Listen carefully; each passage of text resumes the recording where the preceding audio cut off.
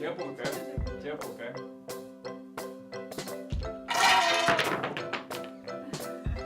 이거 영상에 내보내야겠다. 찍었어?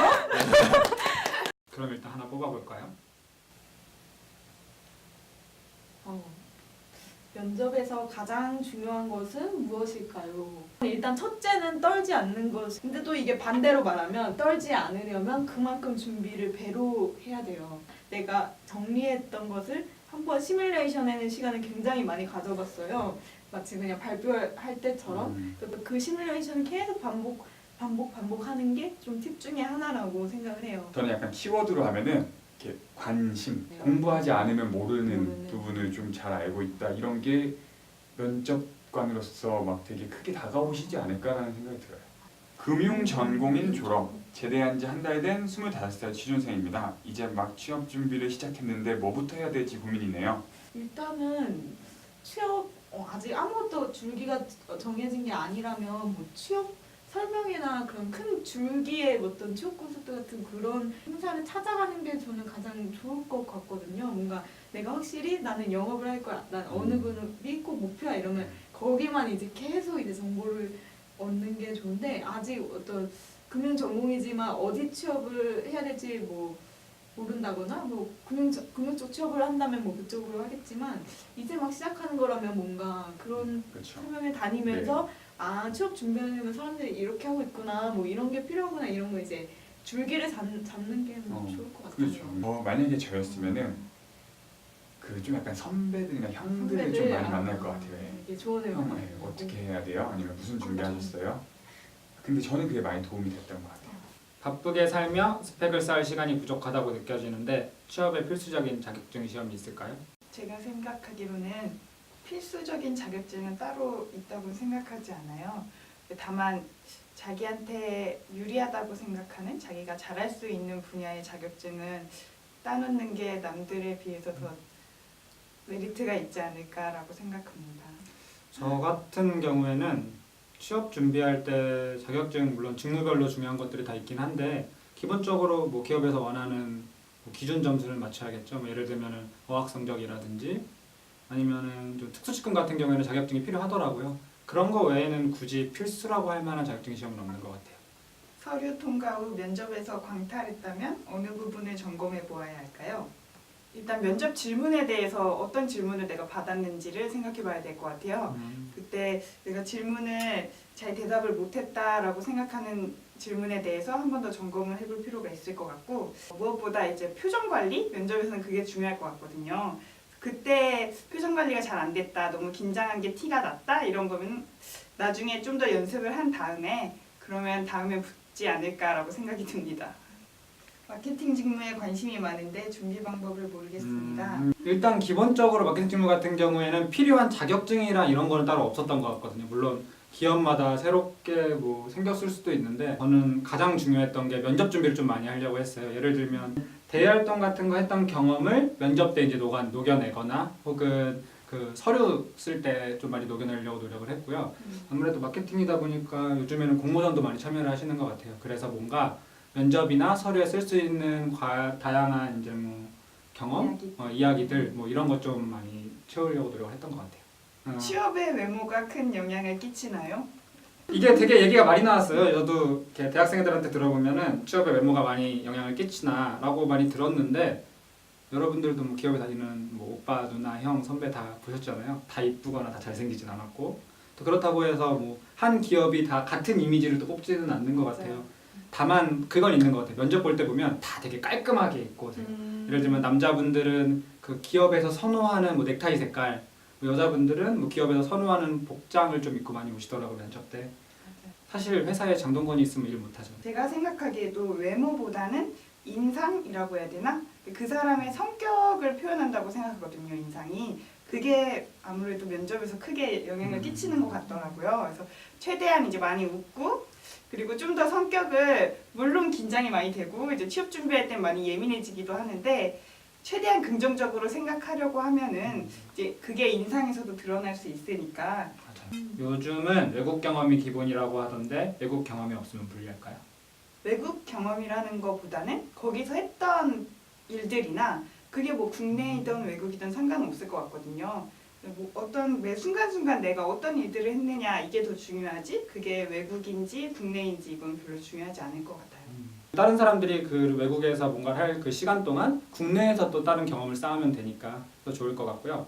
최종 면접에서 떨어진 지 벌써 4번째네요. 자존감 좀 상승시킬 수 있는 방법이 있을까요?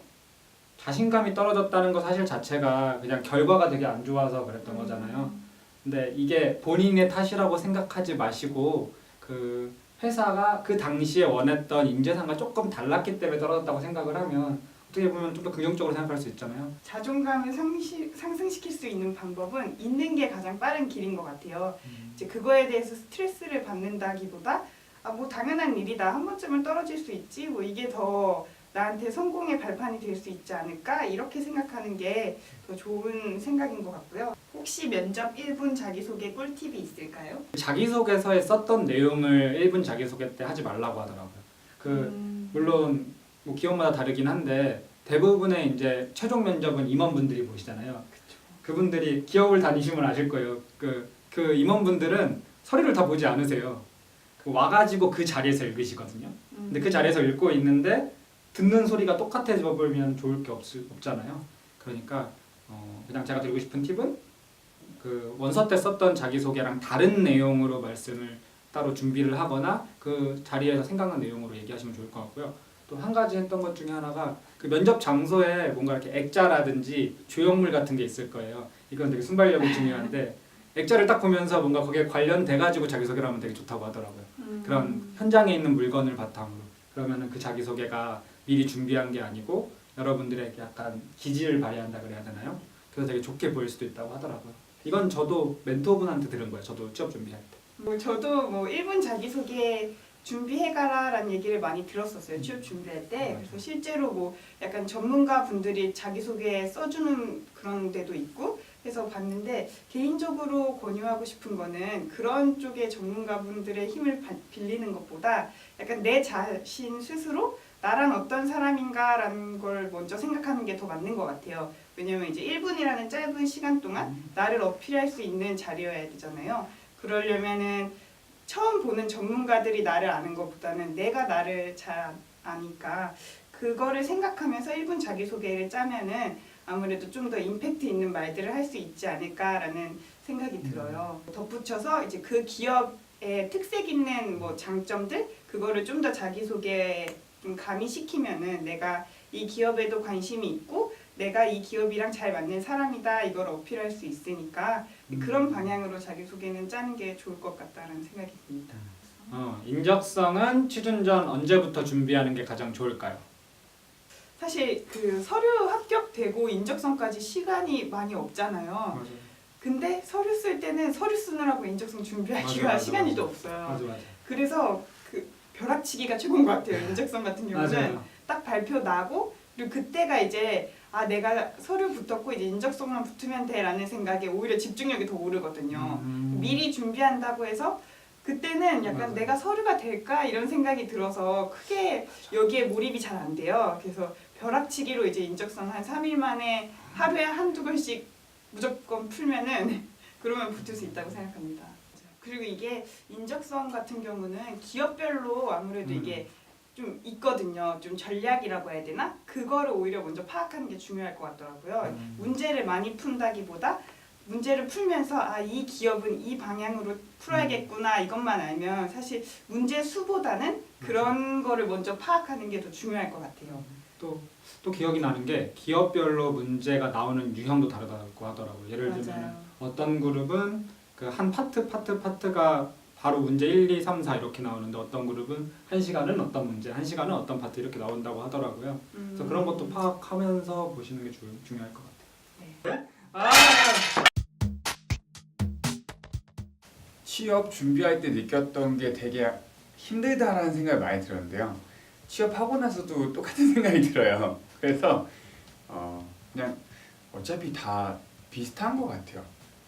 다 시간 지나가고 힘들었던 것도 다 지나가니까 열심히 준비하셔가지고 그 시간도 좀 추억이 되실 수 있게끔 만드시는 게 정말 좋은 방법이고 본인한테 되게 도움이 되는 것 같습니다. 그래서 아무쪼록 항상 좀 희망을 잃지 마시고 열심히 하셔가지고 좋은 직장에서 좋은 공무로 하셨으면 좋겠습니다. 취업을 준비하는 그 과정이 진짜 힘들고 되게 외로운 자기와의 그런 싸우는 시간인 것 같아요.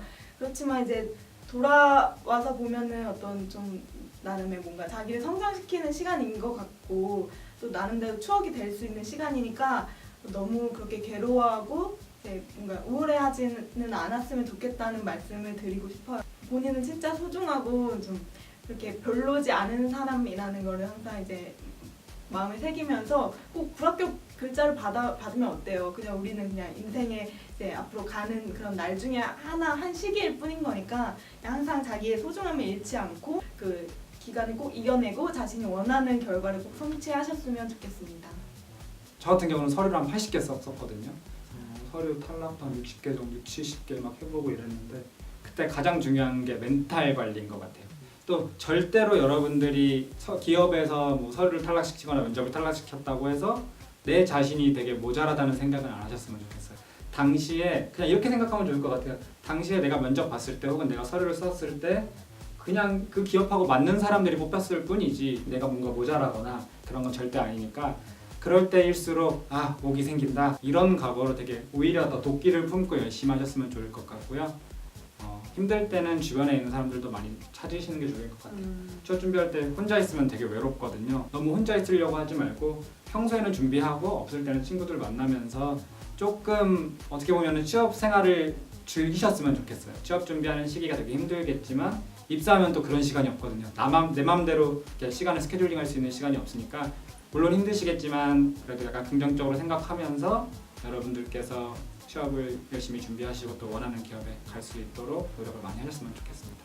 한국 사회가 약간 취준생이라고 하면은 좀 안 됐다 안쓰럽게 보는 시각이 있는데요.